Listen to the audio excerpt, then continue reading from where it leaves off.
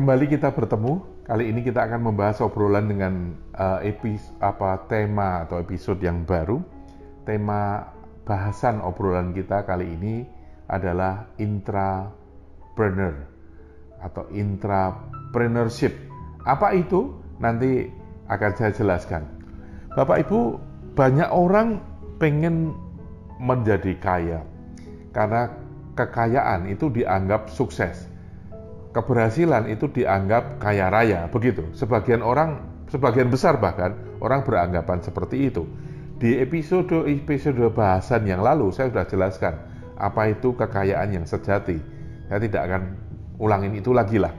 Oke, jalur satu-satunya yang halal dan sah, legal untuk mencari kekayaan yaitu kalau kita berprofesi sebagai pengusaha, begitu.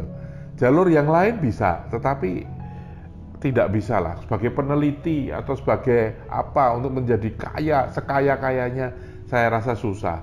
Jadi pejabat, jadi kaya ya susah. Jadi apa, profesi yang lain susah. Jalur yang satu-satunya untuk bisa mencapai kekayaan yang dalam tanda petik tidak terbatas, yaitu jalur pengusaha. Lah, makanya orang berlomba-lomba pengen kaya dengan jadi pengusaha.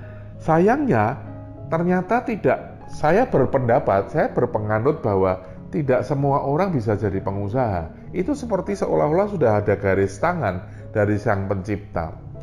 Padahal Bapak Ibu, kita ini sangat kekurangan pengusaha loh. Negara maju itu syarat untuk negara itu menjadi maju. Kalau dia tuh punya 14% dari penduduknya itu adalah pengusaha.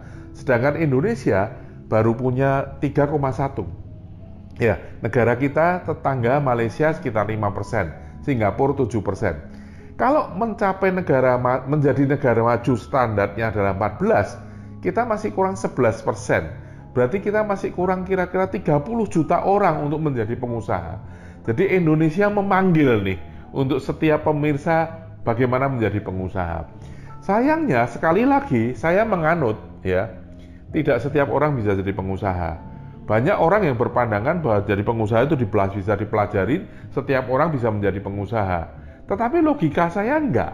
Fakta dan data mengatakan seperti itu. Negara maju saja seperti Amerika dan negara-negara Eropa maksimal cuma punya 14% dari penduduknya itu adalah pengusaha. Artinya sisanya yang 86% adalah bukan pengusaha. Itu satu. Dan juga logika yang lain.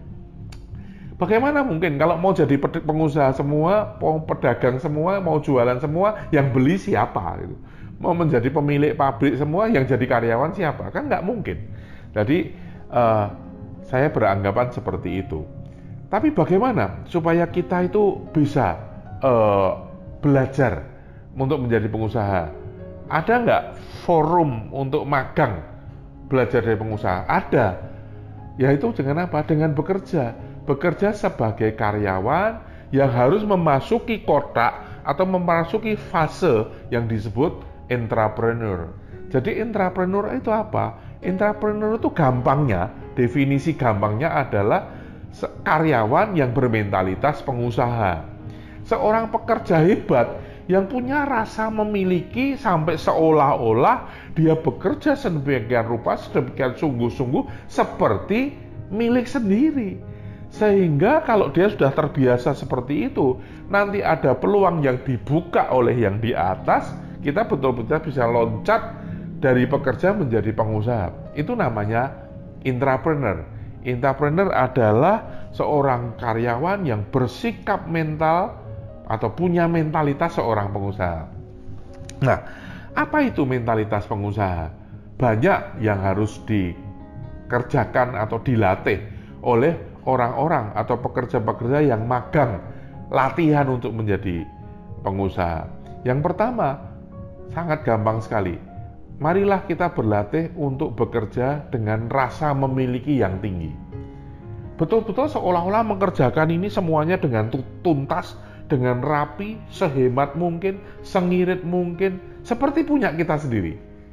Latihan punya kebiasaan, punya habit, punya sikap mental yang seperti itu.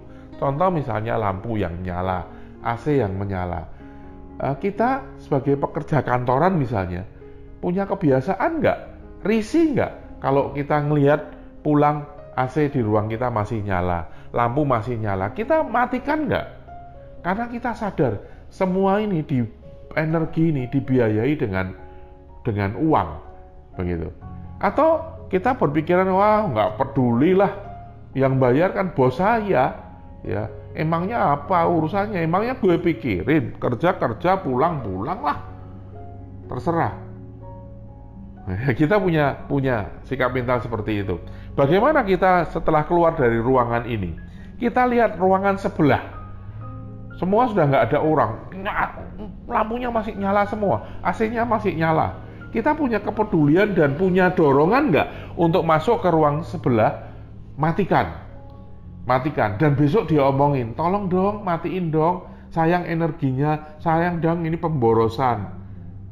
Kalau kita tidak punya mental seperti itu, Bapak Ibu, atau tidak punya habit, tidak punya penjiwaan yang seperti itu, lupakan.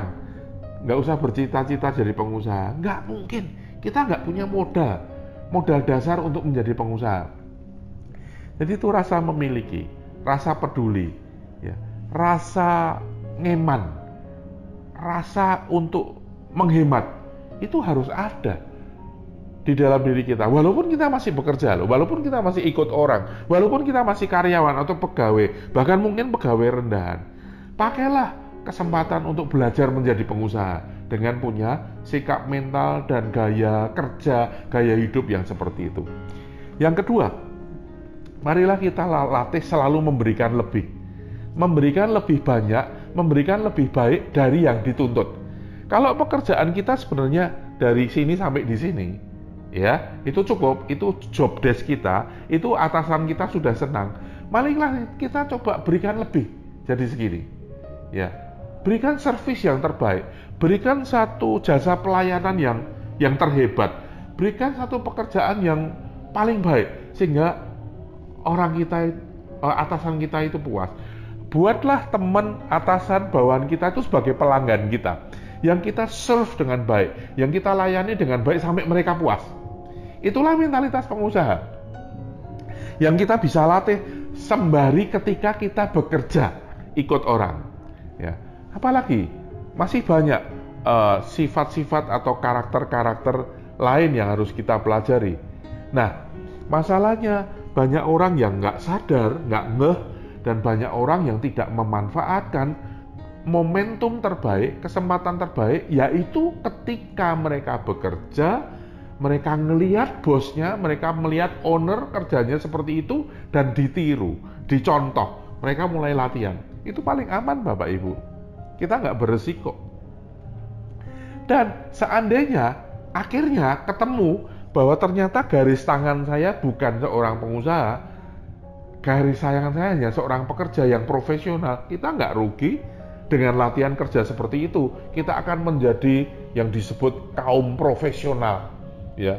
Mungkin kita menjadi direktur, ya. Dari karyawan yang biasa bisa menjadi direktur, bukan pemilik sih, bukan bos, tetapi juga karyawan yang hebat, menjadi direktur atau menjadi GM, dan tingkat kesejahteraannya pasti bagus dibandingkan dengan karyawan yang cuman isinya ngedumel, isinya mengeluh, isinya sangat perhitungan tentang waktu, dia nggak peduli, nggak care, udahlah, usaha rugi juga bukan gua yang emangnya gua pikirin, usaha untung yang kaya juga bos, saya juga nggak kecipratan apa-apa, gaji saya ya segitu-segitu lagi, bonus juga kagak. Nah, kalau kita sudah hitung-hitungan seperti itu, lupakan, kita nggak bisa jadi pengusaha deh, nggak mungkin, karena kita nggak punya modal yang harus ada, yang harus mutlak ada untuk menjadi seorang pengusaha.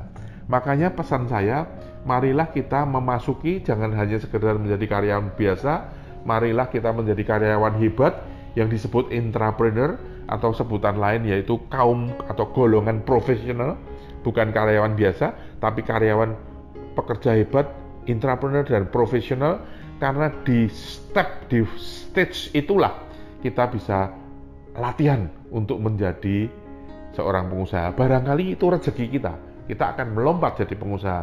Tetapi kalau seandainya itu bukan rezeki kita, ternyata suratan takdir saya tidak menjadi pengusaha, tidak ada ruginya, kita latihan bekerja seperti itu, kita tetap akan menjadi seorang pekerja yang hebat, seorang karyawan profesional yang punya karir tinggi, punya kesejahteraan yang sangat memadai.